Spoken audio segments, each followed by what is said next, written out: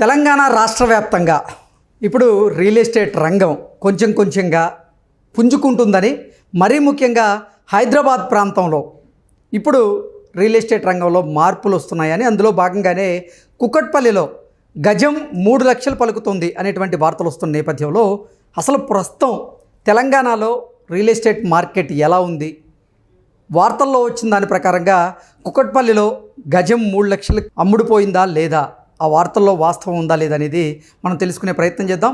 ప్రస్తుతం మనతో పాటున్నారు real estate రంగంలో సుదీర్ఘమైనటువంటి అనుభవం కలిగిన ప్రముఖ రియల్ ఎస్టేట్ ఎక్స్పర్ట్ కృష్ణకుమారి గారు. మేడంతో మాట్లాడదాం.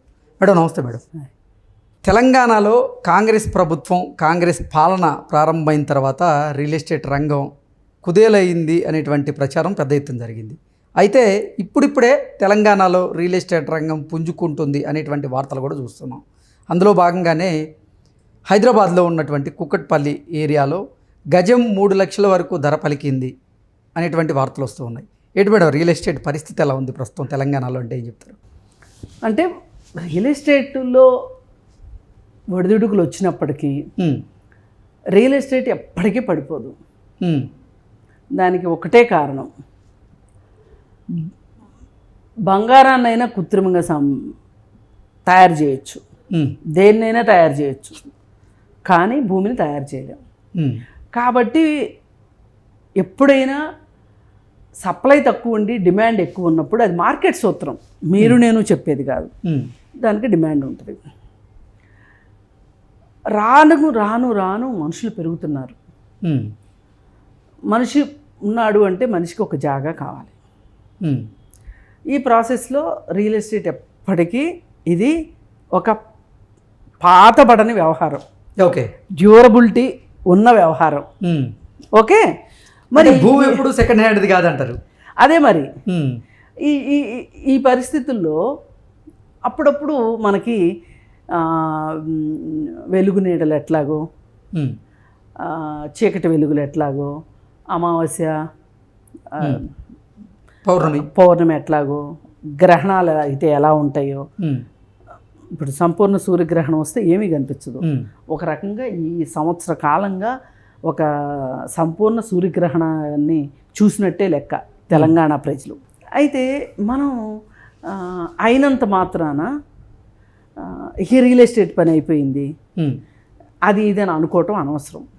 కాకపోతే రియల్ ఎస్టేట్ కూడా గడ్డు పరిస్థితులు ఎదుర్కోవడానికి కారణాలు ఏంటి అంటే, దానికి రాజకీయ కారణాలు ఉంటాయి, ఆర్థిక కారణాలు ఉంటాయి, అలాగే ప్రపంచవ్యాప్తంగా వస్తున్న మార్పులు ఉంటాయి.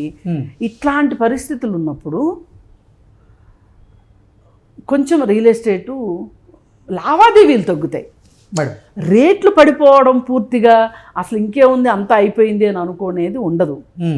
ఇప్పుడు ఎవరైనా ఒకళ్ళు వచ్చి ఆల్ ఆఫ్ ఏ సడను పాలు పైదాకా ఉంటాయి పొంగినప్పుడు, అది చూసేసి పక్కకి వెళ్ళిపోయారు. పక్కకి వెళ్ళిపోతే ఏమనుకుంటారు, గిన్నె నిండా పాలు ఉన్నాయి అనుకుంటారు. ఒక 10 నిమిషాల తర్వాత వచ్చారు, పాల పొంగు లోపలికి వెళ్ళిపోయింది. వాస్తవంగా పాలు ఎంత ఉన్నాయో అంతే ఉన్నాయి గిన్నెలో. ఈ లోపల పాలు ఎవరో దొంగతనం చేశారనుకుంటే ఎట్లా? రియల్ ఎస్టేట్ కూడా ఏంటంటే ఒక్కొక్కసారి పాల పొంగులాగా వస్తుంది, క్రియేట్ చేస్తారు. రాజకీయ నాయకులు కావచ్చు, వ్యాపారస్తులు కావచ్చు, వీళ్ళు క్రియేట్ చేస్తారు. అలా క్రియేట్ చేసి అది న్యాచురల్ కరెక్షన్ జరగగానే, మార్కెట్ కరెక్షన్ జరగగానే ఇంకేముంది రేట్లు పడిపోయినాయి అంటారు. కానీ రియల్ ఎస్టేట్లో రేట్లు బాగా పెరిగినాయి అన్నా బాగా పడిపోయినాయి అనేది ఎక్కడా ఉండదు. అది కూడా కాకుండా ఇప్పుడు బంగారం ఉంది, దానికి ఒక స్టాండర్డ్ ప్రైస్ ఉంది. 24 క్యారెట్స్ బంగారం ఇంత రేటు. ప్రపంచంలో ఎక్కడైనా ఆ దేశ కరెన్సీ ప్రకారం బంగారం స్టాండర్డ్ రేట్ అదే ఉంటుంది.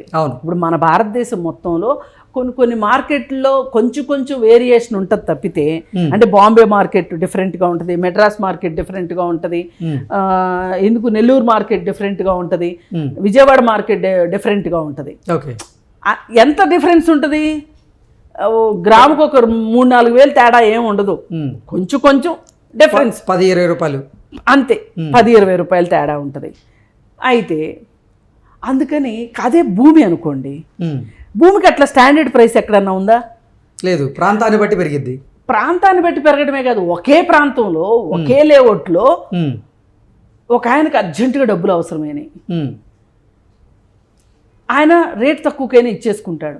ఇంకొక ఆయన ఉంటాడు, ఆయన దగ్గర డబ్బులు రెడీగా ఉంటాయి, అసలు ఈ డబ్బులు ఏం చేసుకోవాలో అర్థం కాదు, ఏమైనా సరే నాకు ఈ లేఅవుట్లో ఈ ప్లాటే కావాలని కూర్చుంటాడు. ₹1 ఎక్కువ కొంటాడు, ఎక్కువ కొనేస్తాడు. అసలు నా థాట్ ప్రాసెస్ ఎలా ఉంటుందంటే, రియల్ ఎస్టేట్లో నువ్వు అమ్మాలనుకున్నావు మేడం, ₹1 తక్కువైనా అమ్మేసాయి, డిసైడ్ అయితే. ఓకే, కొనాలనుకున్నావు ₹1 ఎక్కువైనా కొనేసాయి. అమ్మాలి అని ఎందుకు అనుకున్నావు నువ్వు? అవసరానికి. అవసరం ఉంది ఒకటి, నీకు ఇంకేదో ఇన్వెస్ట్మెంట్ ఉంది, రకరకాల రీజన్స్ ఉన్నాయి. అలాంటప్పుడు వచ్చిందే బేరం అన్నట్టు అమ్మేయాలి. నువ్వు కొనాలనుకుంటున్నప్పుడు నీకేముంటుంది, అక్కడ ఇల్లు కట్టుకోవాలనుకుంటావో, పిల్లలకి ఇచ్చుకోవాలనుకుంటావో, రేటు పెరిగిద్ది అనుకుంటావో, మరి నీ దగ్గర డబ్బులు ఏం చేసుకోవాలో తెలియక, ఇంకెక్కడ ఇన్వెస్ట్ చేయాలో తెలియక కొనాలనుకుంటావు. అలాంటప్పుడు పెట్టేయాలి ₹1. ఈ కాన్సెప్ట్లో ఉంటే, అంటే ఏటుకు ఏటు పాటుకు పాటు అన్నట్లు ఉంటే గనక వాళ్ళు బిజినెస్లో ఫ్లరిష్ అవుతారు. వ్యక్తిగతంగానైనా వ్యాపారస్తులైనా సరే.